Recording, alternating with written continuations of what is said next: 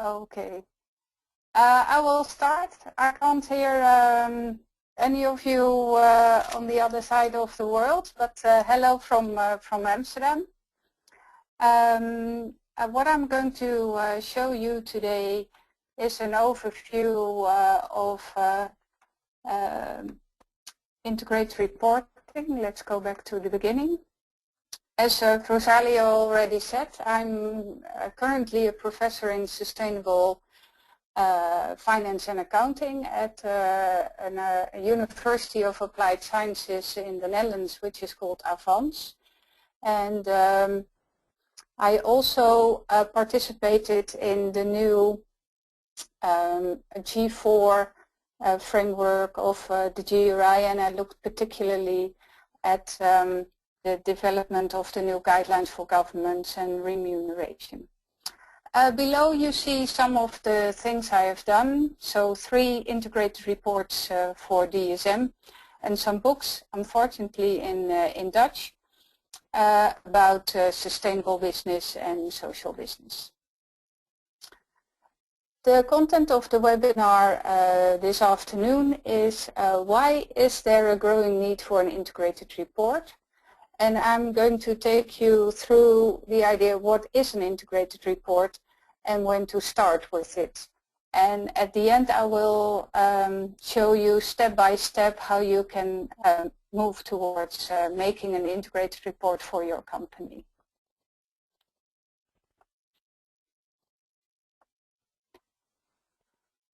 Why do companies suddenly feel the need for an integrated report?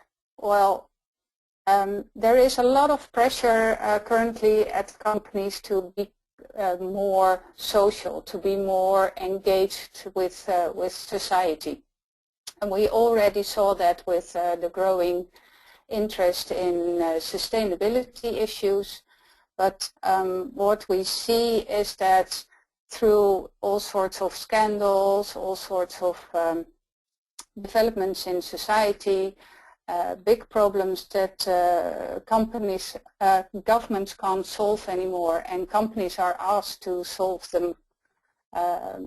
We see that a lot of stakeholders of companies are asking for more insight and more knowledge about what the company is doing.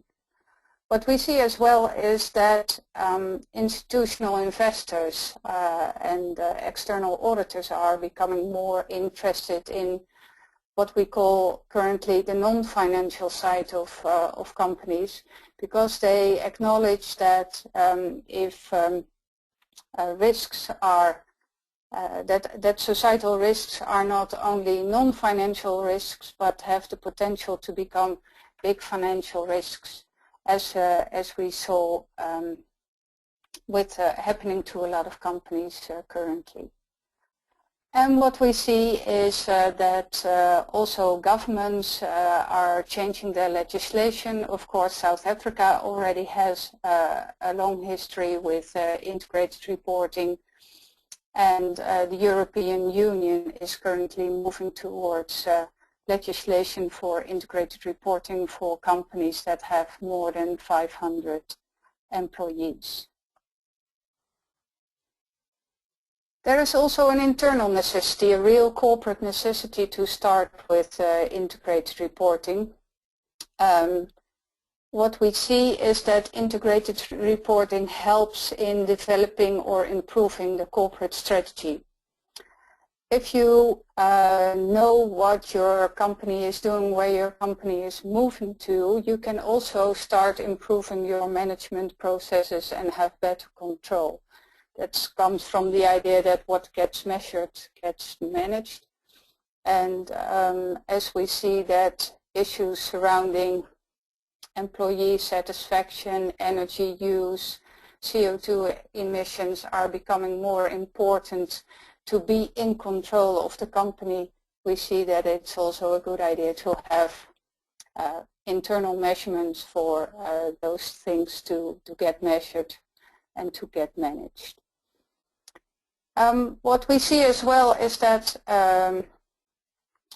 companies are growing very fast and are taking over other companies as DSM did in changing its strategy, and then it becomes necessary to align all those different definitions you have for certain non-financial indicators.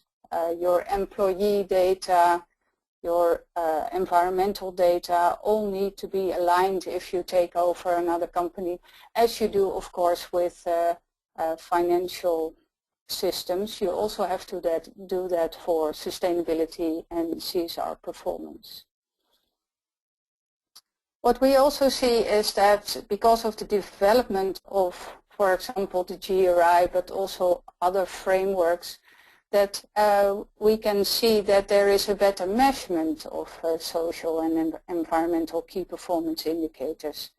So we succeed in measuring more impact, we succeed in measuring more environmental damage or advantages, and that also helps the company to perform better. And of course we see a growing a growing amount of organizations that try to help companies improving their sustainability and their CSR performance. I will mention later on also the World Business Council for Sustainable Development, but also of course the Global Compact of the United Nations and other organizations that want to help companies improve their sustainability performance and learn from each other. What we see is that there is a growing need for making more sustainable products, or maybe energy efficient or resource efficient products, and innovation is driven by a lot of those incentives. And what I discovered at DSM is that financial people, so the business controllers, tend to overlook those financial benefits from sustainable efforts. So what helps with making an integrated report is that you have a better cooperation between the financial people and the people that work on innovation and sustainability, because suddenly for the company it becomes also much more financially interesting to work towards sustainable products and a sustainable strategy. And as I said, companies also would like to be able more to measure their impact, either to increase it, so you have a sustainable product and you want to have a big market, but also to decrease your bad impact on the environment or on the community, for example. What is an integrated report? I will start with some, well, perhaps for you, very things you know already, but it helps to set the context for going step by step through the integrated reporting process. As you see, the King reports, that's the South African Mervyn King who set the trend for making the making of an integrated report mandatory in South Africa, and he already saw that sustainability issues are really influencing the company's performance, and he says that strategy, risk, performance and sustainability are inseparable, and that a company should show that inseparability through its integrated report. And you see the same list of strategy, governance, performance and prospects coming back in the definition of the International Integrated Reporting Council. One of the things that the IIRC is focusing on is the forward-looking statement. So the current complaint about annual report is that it's already history for the company when it's published. and that an integrated report should really focus on the challenges ahead and the opportunities ahead. What we see a lot currently is that an integrated report is a sort of dual booklet of the financial reporting and the sustainability reporting. Well, that's not what we call an integrated report, because investors and other stakeholders really want to see that you have thought about your strategy and the sustainable challenges and how they work together to improve your business performance. What the IRC is focusing on with its forward-looking statement, they look at how the company adapts and shows resilience to manage all the challenges and opportunities in our fast changing world. Social media, big data, all those things influence, of course, the company, together with all sorts of sustainability challenges as energy, water, resources. So in an integrated report, you really want to show how you deal with those challenges and how you can show your shareholders particularly that you will be there in 10 years' time or even in 100 years' time. I worked for DSM, and DSM is a chemical company, but the company started as a coal mining company in 1902, and the company has adapted itself to the changing economic and environmental challenges throughout those more than 100 years. And that's the reason why it's still here. And as I will show later, that's also part of listening to society and listening to the stakeholders what they expect a company to be. And of course, we all know the scandals with British Petroleum, with other companies that didn't pay much attention to security or to human values or environmental values. And we see that if you have an eye as a company for those risks, you can really decrease your non-financial risks and focus on safety. What we see more and more is that non-financial risks for investors are clearly seen as a financial risk. Well, this must be known to you very well. Companies work with this idea of what's your vision, where do you want to go to, how do you want to achieve your vision, what are the values of the company, and how this all develops into a strategy. When I was leaving DSM, the people were already gearing up to make a new 5-year strategy, and all sorts of societal needs came around to be discussed and how the company could be of value in solving those societal needs and at the same time growing as a business and really be a corporate citizen in playing the corporate role in society. I didn't take DSM as an example, but I took PepsiCo, a very well-known American company with a very interesting CEO who really put integrated thinking for PepsiCo on the map. I took these quotes from their annual report, and what you see is that they really have sustainability in their mission and in their strategy, not losing sight of the financial reward for the investors, and also looking at their own stakeholders. This is DSM's sustainable strategy, and also I took an example from the governance. What you see with PepsiCo is that the CEO is also responsible for the sustainable strategy. At DSM, that's the same.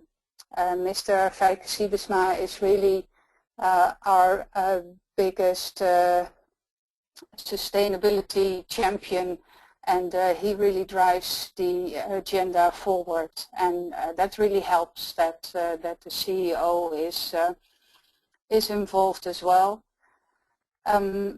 Nevertheless, it also helps if the majority of the employees in the company are also in line or support the sustainable strategy, because they have to develop all the new products and all the new markets. As I said, the company is a global citizen, and if you look at how you should start working towards an integrated report, I will show you later that it's very important that you listen to all your stakeholders and what they think about you. If you are a listed company, you know the process from listening to buy-side and sell-side analysts and going to roadshows.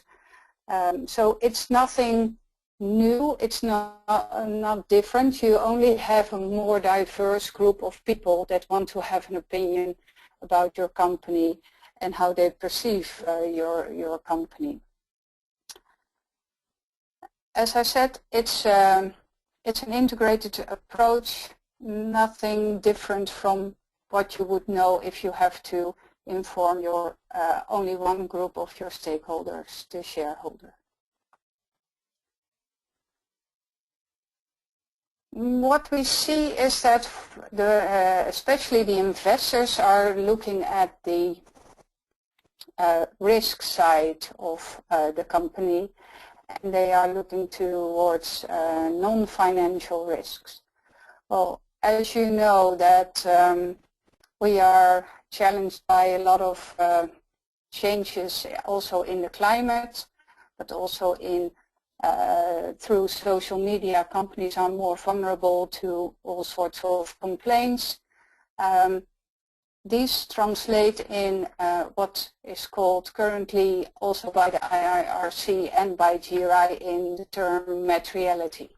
Materiality we know from the financial side of the company, and also in the sustainability side you call it the most important issues a company has to deal with.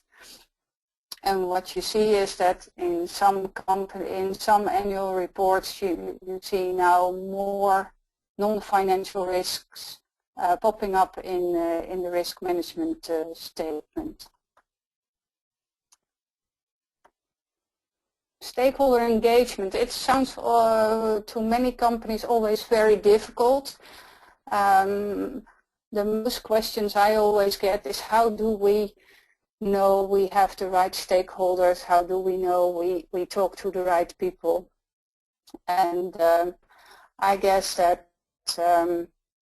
if you are interested in what people have to say about your company, your clients, your customers, your suppliers, then you already know a little bit about what stakeholders think of you.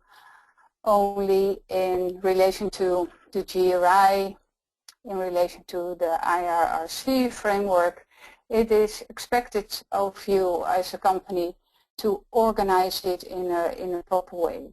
And you can do it in a qualitative way, so you can really have round tables, have interviews with specific stakeholders, go to conferences on specific topics. You can participate in the World Business Council for Sustainable Development. You can go to, you can participate in the Circular Economy 100 company group. But you can also start with a more distant approach, a quantitative approach, and then ask an external party or do it yourself, do some research, have surveys, and as you do, for example, when you want to have a marketing survey or a branding survey. And of course, it's always very important to have a good eye on social media and in the media in general, what is being said about your company, and you can anticipate on that. I participated in many stakeholder dialogues as a sustainability expert. Many companies ask me to make an analysis of their materialities or participate in roundtables where more stakeholders are explaining what they perceive and what they see for the company. USG People is a temporary, how do you call that in English? An employee company where people are detached to other companies, and they really organized those roundtables where they had many people at the table to give their opinion about how the world is changing for their company and how that company should anticipate on those changes. Aegon is a financial company in the Netherlands, but also large in the United States. And they did a stakeholder survey. So they also did some roundtables and some interviews, but they also made a big effort to ask as many people as possible. And all this stakeholder dialogue, all this stakeholder engagement should result in a stakeholder, in a materiality matrix. And that's really new from the GRI G4, that companies are asked if they use G4 to have a list of materialities. And what we see is that most companies use this materiality analysis to make a materiality matrix. So in this case, Aegon mixed up or had their own perception about the X and the Y axis, because usually the importance to stakeholders is on the Y axis and the importance to Aegon or to the company is on the X axis. So when I first looked at this, I had to really try to perceive how they had done it. But as I will show now, there are many companies that are doing it, that have a materiality matrix at the moment. BASF is also is a German chemical company, and yeah, they really did it, as we Dutch would say, in a German way, very thorough, very a large survey, and you can see that they also selected a lot of materialities. And that's one of the things that is difficult about the materiality matrix. We would suggest that you really focus on maximum of 20, well, maybe 15 materialities, and try to relate new risks or also existing risks to the major ones. This is the one I made for DSM. These are 20, already a lot, and that's why we also gave them different categories where you have societal shifts, business enablers, eco limits, and trust and accountability. What you see is that we already included a whole discussion on tax and how companies pay tax in this materiality matrix. This is the one for 2013. In the new annual report of 2014, you see that tax as a materiality is now placed a little bit higher, because in the Netherlands and especially in Europe there's a huge corporate tax discussion going on, and DSM and other Dutch listed companies have to pay attention to that discussion. Vodafone is also another example. What you see there is that they have, for example, privacy and security, human rights very high, and that's also an example where you see that a materiality matrix really focuses on the issues that are most important for that sector. So for a chemical sector it's different than for an ICT sector. For a financial company, the materiality matrix and the materialities are different from a telecommunication company. Materiality, the whole discussion about it and the definition we now have to, the matrix we now have to include in the annual report comes from GRI G4, so the 4th generation Global Reporting Initiative guidelines. Why is GRI so important? If you look at the sustainability or the CSR report or the integrated report worldwide, almost 80% of the reports that are published yearly all use GRI, either still G4, either still G3 or G3.1, but many companies are moving forward to G4. And why is that? G4 makes it much easier for companies to report on the things that are really material, that are really important for them. So if you are a service-related company and you have very little climate and energy impact, then you can, it is enough to have only a small group of energy and CO2 indicators. If you are a large company, a large production company or a large chemical company, and you use a lot of energy and you emit a lot of greenhouse gas emissions, then you have more. You should use more climate and energy indicators from G4. And what kind of indicators you use depend on your materialities you have defined.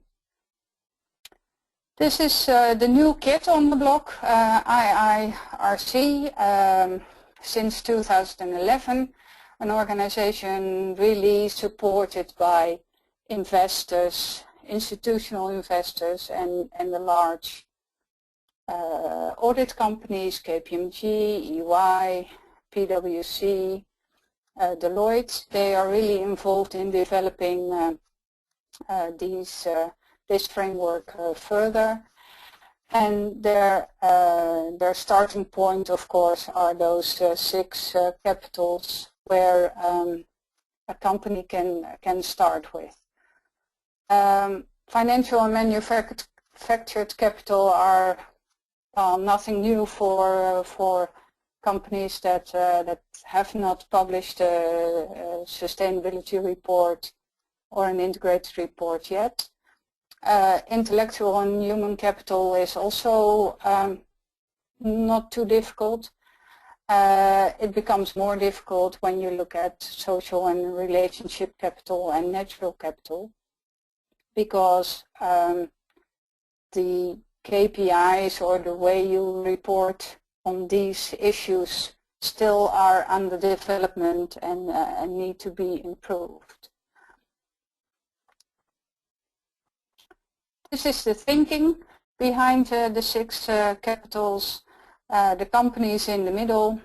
There are all sorts of external influences on the company, and 6 capitals go in, 6 capitals well, sort of go out, but this picture shows how you should deal with reporting on those 6 capitals, and really connected to your business model and your strategy. And that's why I showed in the beginning that those arrows of vision, mission, values and strategy, because these also come back in reporting on the 6 capitals. This is how AkzoNobel shows it. They really focus on the value creation, and this is from their annual report 2013. They always use very nice infographics, and they are very helpful also in my teaching profession, because young people are much more attracted to these kind of pictures than to only financial data and columns which they know from their administration course. So this really helps in showing how the 6 capitals have an effect on value creation with AkzoNobel.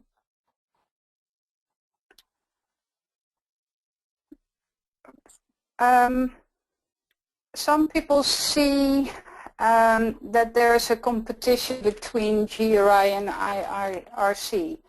I can't see that that competition, because these 2 frameworks are really complementary, where IRC gives you the overall context, the overall framework with the 6 capitals, and GRI really focuses on the proper KPIs. And you can use both, and it both give structure. They also give independently structure. So for me, it would be really important that your company starts with vision, mission, values and strategy and performance on all levels. And then work from the materialities you define, and then start with GRI and IRC. I will explain later how the steps work. With all this focus on process, on structure, some companies also forget that an annual report is also about the overall communication and accountability of the company. So don't forget to also show the good things that your company is doing for all its stakeholders.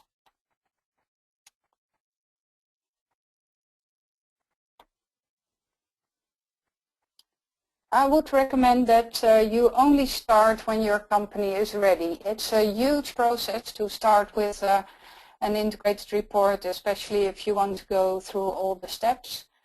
And so don't jump in the water until you know you can really swim, because if you have published your first integrated report, there's no going back. If you would decide a year later that it's too much work, then I would you would have really a reputational issue there, and you don't want to find you in that discussion.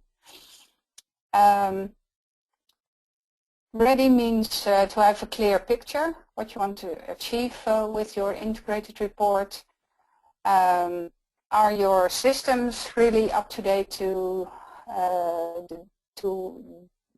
giving the right information on the materialities that are defined? And do you have the capacity and the right team in place? I'm currently working in my new job as a professor in sustainable accounting on a tool where small and medium-sized companies can have an integrated report, because I know from experience that large companies have a lot of capacity in place to make an annual report. Usually SMEs don't have that.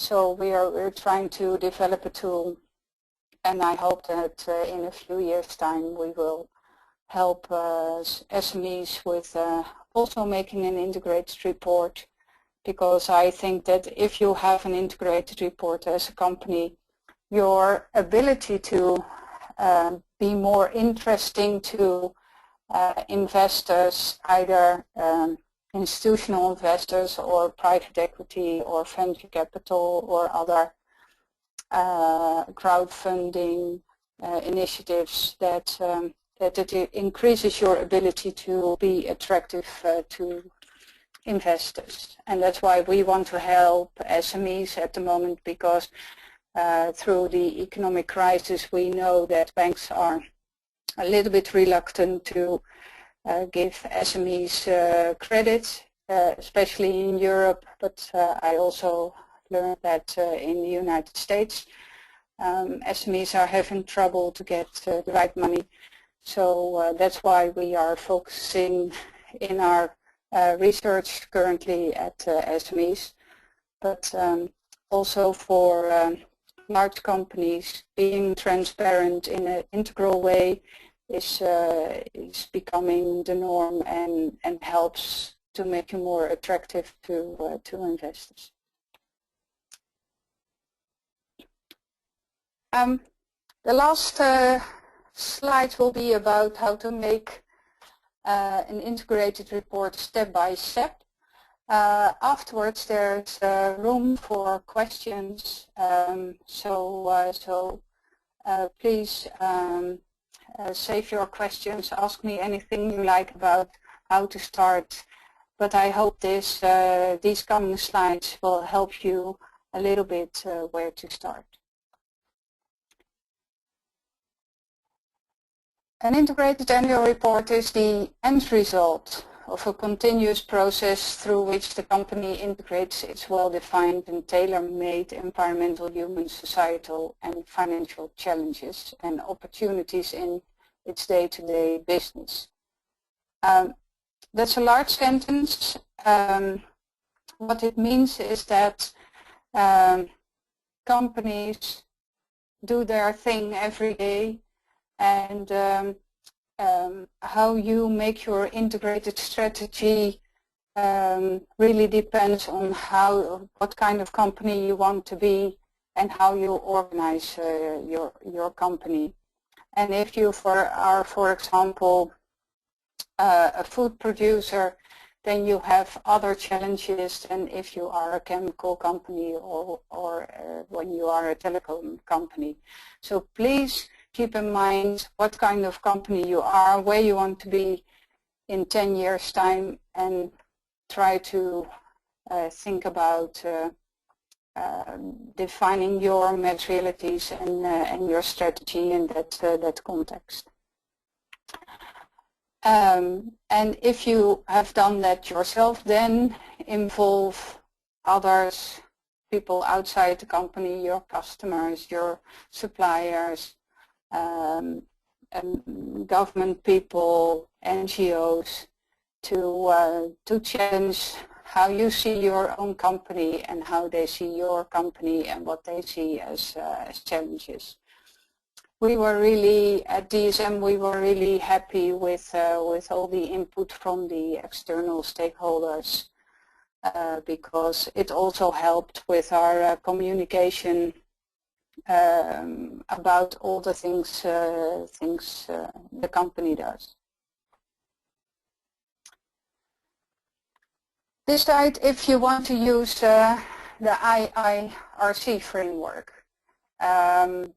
You don't have to use them all. You can always pick and choose which fit your company the best. And I can't stress that enough. Please make it tailor-made for your company, because nobody wants to read integrated reports where the company focuses on everything and not on the things that are really important. Either way, if you use IRC or not, the next step is translating your strategy in financial and non-financial targets and relate those together with your materialities to the key performance indicators of the Global Reporting Initiative. So if we look at DSM and the Integrated Annual Report of 2014, then we have still those 20 materialities, and we have, together with our external auditor, selected the different GRI KPIs that fit, that are give a good support to reporting on all the materialities. So you don't, if you have today G4 is core or comprehensive, but even if you do comprehensive, then it's a lot less KPIs than they used to be when you try to be as thorough and as broadly reporting in your sustainability report. So G4 and the materialities really help to keep the report well, smaller and focused on the things that are really important. Also important is to create a bookkeeping system of people and planet performance KPIs. In human resource management, of course, absence, diversity, age groups, those are all reported and the data are collected. But for example, if you have in your materiality matrix, as DSM has, employability, then think about how you register training hours and how much you have invested in people.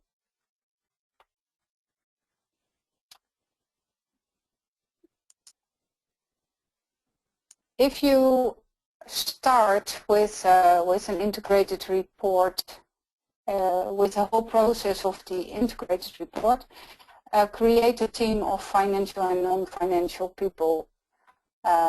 Usually those are the people that are already in different teams in the company to talk about the strategy. They should be high level, not the highest level. You don't need your CEO or your CFO in this group, but the people in this team should really be hierarchical enough, high in the company to force people. It sounds a bit harsh, but you really need forceful people with influence to get the information. And the best way is for getting everybody involved is to start 6 months before publication with a kickoff session that also helps you in defining a theme and ideas for stories. I will go back to, sorry about that.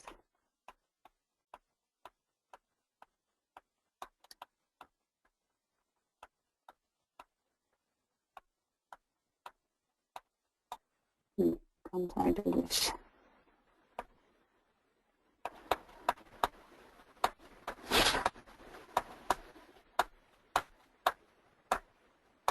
We've already done a lot this afternoon. If you look at these fronts of the integrated annual report of DSM, you can really see that that there is a team thinking about how it looks like and how what kind of atmosphere it should show. And it's important that you think about that.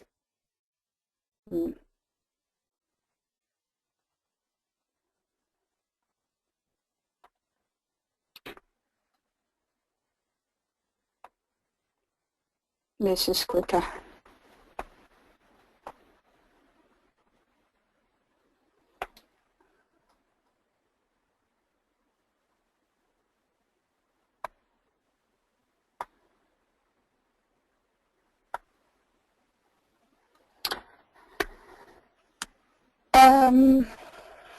Make a good structure. That really helps in finding the process a little bit less laborious, and let other companies inspire you. Especially in the Netherlands, we have a lot of companies that publish an integrated report. The Dutch railways, also the large port company, Aegon, of course, AkzoNobel, Philips, Nutreco, the animal feed company. So always let other companies inspire you and find the form that you like best. And last but not least, make it a company effort to communicate internally that everyone is one way or another responsible for the information in the integrated annual report. That also helps with finding the right examples, and it makes the process less laborious, because people take initiative to show their best practices and there are nice examples for products. Luckily, the World Business Council for Sustainable Development every year makes a report where it looks at all the reports of the members of the WBCSD, and they show in these reporting methods what the best practices are. For example, for governance, for environmental information, for management information, and this really helps also with developing your own integrated report. And I looked at it a lot, and I also use it for my students, and it really helps. And of course, the latest report of the International Integrated Reporting Framework is there, and that's also, a good start to have a look how to develop your own integrated report. I hope you enjoyed this slide. This was my presentation. This is my last slide, and looking forward to your questions. Thank you, Marlene. That was an excellent presentation, and you said it rightly. You covered a lot of different topics which have come up in various conversations within our community with IR. I'll give people a couple of minutes to type questions if they have them, but I have a couple to get started. Mm-hmm. Okay, the first one was in terms of the frequency of doing an IR. I think is an annual process, and as well as when you say forward-looking, typically in your experience, how forward-looking are the companies? You know, do they have a 4-year, 5-year planning horizon, 10-year? Do you have any thoughts on that? Yeah. Well, to be honest, I think the best way to start with an integrated report is to have a yearly report. At DSM, and I also know at Philips and AkzoNobel, internally they work also with quarterly integrated reports. But that is mostly for helping the internal managing process. And I think that unless you are really confident about your integrated strategy and the information you want to give, that you can start publishing integrated quarterly or half-year reports. But starting with an annual integrated report is work enough and helps the company develop in a good direction.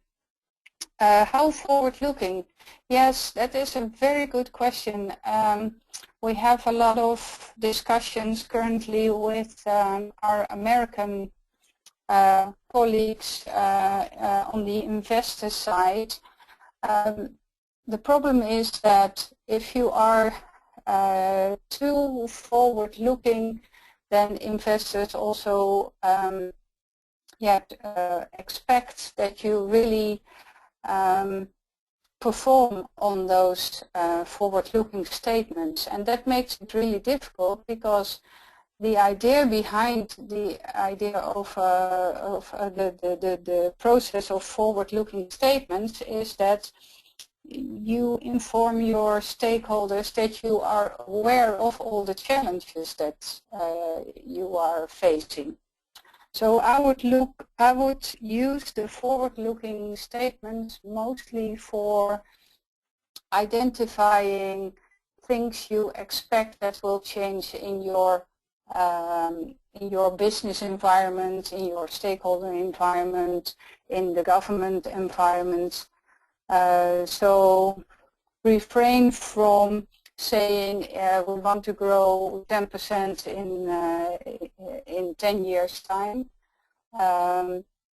but use it as a way to explain that you are aware of all the risks and the challenges, and that you are building resilience and building the strength of your company by identifying the things that are changing in the future.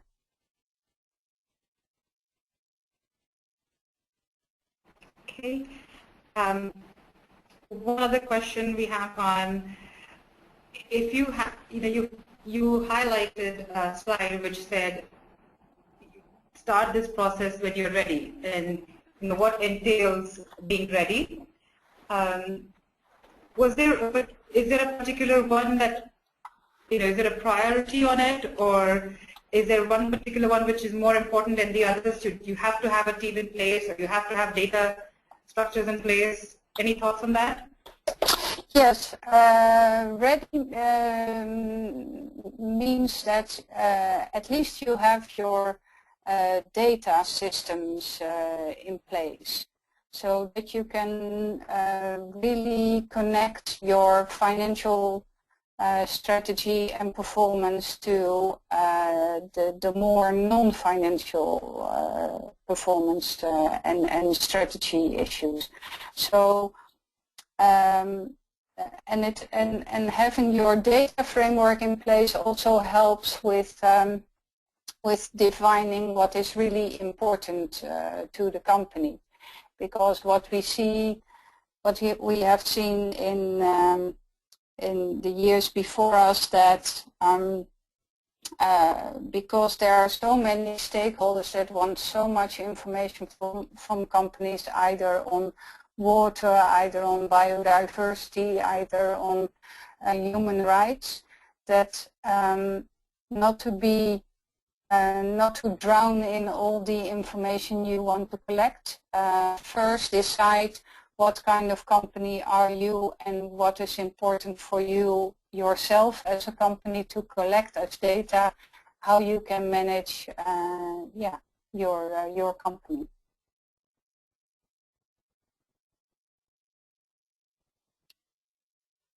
Okay, any other questions? We have a couple more minutes, so feel free. In the meantime, Marlene, I had a question on my side. Is what is the biggest challenge that you have faced when you worked, maybe with DSM when you started off on this process? The biggest, yeah. Go ahead. No, go ahead. No, I think in terms of, it could be, it doesn't have to be a prescriptive. It could be a very generalized, more of getting people on board with IR or more in terms of actually doing the report, either one? It's getting people on board because the perception is that it's very difficult to make an integrated annual report. So people are really reluctant to join the whole process. And once you start explaining to them that it's a great opportunity to share with a larger group of people what they are doing every day to improve the lives of people, then that really helps. But the difficulty is everybody has a very busy job, and making an integrated annual report is something extra on top of that. So that's why you have to start early and already collect a lot of stories and data during the year, so that the burden is of making such a report is spread over the year. And as soon as the integrated report is being made, then of course all the deadlines and also finding the right words to explain what you're doing is also a challenge. But it always works. So it's at the end it's hard work, but at the end you're feeling very happy with the end result. Okay, I guess that I don't see any more questions coming in. I just want to kind of wrap up this session with, again, thanking everybody, all of those who patiently waited in the first half, all our challenges, and were here for the presentation, and then especially Marlene for sharing all this information with us. This is a recorded session, so I will be sending out the recording and all other information over the next couple of days. Okay? Thank you very much, and thank you, Marlene. You're welcome. And if there are any questions people think about in the coming days, and want to ask me,